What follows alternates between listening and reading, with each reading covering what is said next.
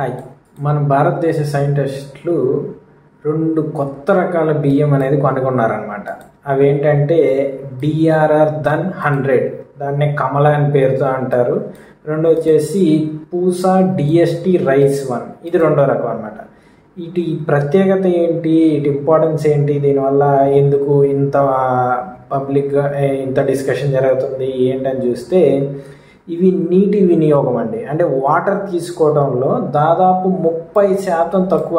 Present ఇప్పుడు రైతులు ఎవరైతే పండిస్తున్నారో ఆ వరితో పోలిస్తే ఈ రకమైన బియ్యం ఏంటంటే దాదాపు 30% తక్కువ నీటి తీసుకొని ఇవి పెరిగే ఛాన్సెస్ ఉంది. ఇంకోటి దిగుబడి, అంటే ప్రొడక్షన్ కెపాసిటీ దాదాపు 30% ఎక్కువ దిగుబడి వస్తుంది అనమాట ఇవి. నెక్స్ట్ వన్ వచ్చేసి మీథేన్ రిలీజ్ అనమాట. మీథేన్ రిలీజ్ ఏంటంటే మనం జనరల్గా వరి పంట పండిస్తున్నాం కదా, ఈ వరి పంట పండించేటప్పుడు ఏ వరి పంట అయినా మీథేన్ వాయువు అనేది సరౌండింగ్ అంటే ఎన్విరాన్మెంట్లోకి రిలీజ్ చేస్తుంది అనమాట. ఈ మీథేన్ వాయువు రిలీజ్ చేయడం వల్ల మనకి సరౌండింగ్ ఎన్విరాన్మెంట్ ఏంటంటే బాగా హీట్ అనేది పెరిగిపోద్ది. ఆ హీట్ వల్ల ఎన్విరాన్మెంట్ డిస్టర్బ్ అవుతుంది, ఇదంతా జరిగింది.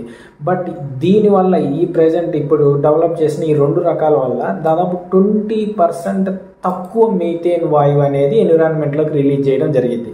అంతేకాకుండా అధిక ఉష్ణోగ్రత, అంటే ఎక్కువ వేడున్న ప్రాంతాలు, అంటే ఏదన్నా న్యాచురల్ డిజాస్టర్స్ జరిగినా వాటిని కూడా తట్టుకొని ఇవి పెరిగేలాగా వీటిని డిజైన్ చేయడం జరిగిందనమాట.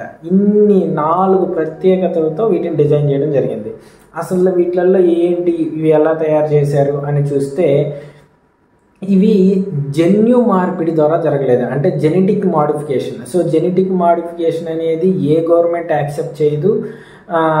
ఇలాంటి టైప్ ఆఫ్ జరిగితే వాటిని అసలు పర్మిషన్ ఇవ్వదన్నమాట మార్కెట్లో రావడానికి. జెనెటిక్ మాడిఫికేషన్ ద్వారా చేయలేదన్నమాట. దీన్ని ఎలా చేశారంటే ఇన్ని బెనిఫిట్స్ రావడానికి జీనో ఎడిటింగ్ ద్వారా మాత్రమే చేశారనమాట.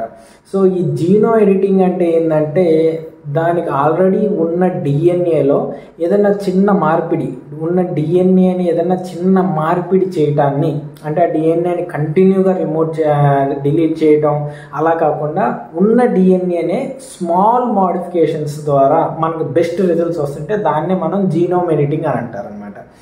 సో దీని ద్వారా ఈ 2 రకాల పంటల్ని డెవలప్ చేశారు. సో దీనికి ఎలాంటి టెక్నాలజీని వాడారంటే CRISPR అనే టెక్నాలజీ వాడారనమాట.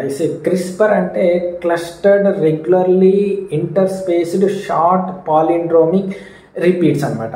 సో ఇదేంటంటే ఇది ఒక టెక్నాలజీ వల్ల ఏం జరిగిందంటే డిఎన్ఏని మాడిఫికేషన్ చేయడానికి, అంటే చిన్న ఎడిటింగ్ చేయడానికి ఈ క్రిస్పర్ అనే టెక్నాలజీని యూజ్ చేస్తారు. సో ఈ క్రిస్పర్ అనే టెక్నాలజీని యూజ్ చేయడానికి ఇందులో జరిగే కొన్ని టెక్నికల్ డీటెయిల్స్ చూస్తే SDN అనే ఒక టెక్నికల్ డీటెయిల్స్ అనేది ఉంటుంది. ఈ SDN అంటే ఏంటంటే సైట్ డైరెక్టెడ్ న్యూక్లియస్. సో ఈ SDN అనేది 3 రకాలుగా ఉంటుంది. సో SDN1 అంటే ఏంటంటే డిఎన్ఏలో ఏదైనా ఒక కొంత భాగాన్ని రిమూవ్ చేయటం. అండ్ SDN2 అంటే ఏంటంటే ఏదైతే వరి యొక్క డిఎన్ఏ ఉందో దానిలో కొంత భాగాన్ని యాడ్ చేయటం. SDN1 అంటే డిఎన్ఏలో కొంచెం రిమూవ్ చేయటం. SDN2 అంటే అదే డిఎన్ఏలో కొంచెం, అంటే బెటర్మెంట్స్ కోసం కొంచెం యాడ్ చేయటం. అండ్ SDN3 అంటే కంప్లీట్గా జెనెటిక్ మాడిఫికేషన్ చేయటం. సో ఈ SDN3 అనే దాన్ని ఎవరైనా చేస్తే దాన్ని ఏ గవర్నమెంట్ యాక్సెప్ట్ చేయదు అనమాట. సో SDN1, SDN2నే ఏ గవర్నమెంట్ అయినా యాక్సెప్ట్ చేసింది. SDN3 అంటే జెనెటిక్ మాడిఫికేషన్ అనేది ఎవరు యాక్సెప్ట్ చేయరు. ఇప్పుడు మనం చిన్నపిల్లల్లో చూస్తూ ఉంటాం కదండి, పుట్టంగానే కొన్ని ఇంజెక్షన్లు వేస్తూ ఉంటారు. ఫస్ట్ మంత్లో ఒకటి, సెకండ్ మంత్లో ఒకటి, కొన్ని రకాల జలుబులు, జ్వరాలు ఇవన్నీ రాకుండా ఉండడానికి. సో అలాంటి మోడిఫికేషన్ చేసి ఈ 2 రకాల బియ్యం అనేది చేశారనమాట. సో వీటన్నిటి వల్ల దాదాపు ఇన్ని రకాల ప్రయోజనాలు ఉన్నాయి. ఏంటంటే దాదాపు 30% తక్కువ నీటితో పండుతుంది, దాదాపు తక్కువ ప్రొడక్షన్ కూడా దాదాపు 30% ఎక్కువ ఇస్తుంది, అండ్ 20% తక్కువ మీథేన్ వాయువును రిలీజ్ చేస్తుంది. మీథేన్ తెలుసు కదా, ఏ వరి పంట అయినా అది పండేటప్పుడు మీథేన్ వాయువును రిలీజ్ చేస్తుంది. దీనివల్ల ఎన్విరాన్మెంట్ అనేది హీట్ అవుతుంది. ఇది మన ఎన్విరాన్మెంట్ కరెక్ట్ కాదనమాట. అండ్ ఎలాంటి ఉష్ణోగ్రతలైనా, అంటే హై టెంపరేచర్లో అయినా కూడా ఈ రైస్ అనేది పండడానికి చేయడానికి ఉపయోగపడుతుంది అనమాట. సో దీనివల్ల ఇన్ని అడ్వాంటేజెస్ ఉన్నాయి కాబట్టి వీటిని అతి త్వరలోనే మన మార్కెట్లోకి రిలీజ్ చేయబోతున్నారు. సో ఇలాంటివి చేయడం కరెక్టే, తప్పేం లేదు.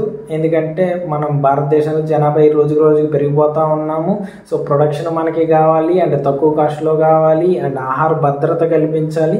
సో వీటన్నిటికీ మన సైంటిస్టులు ఇవన్నీ చేశారనమాట. So thank you.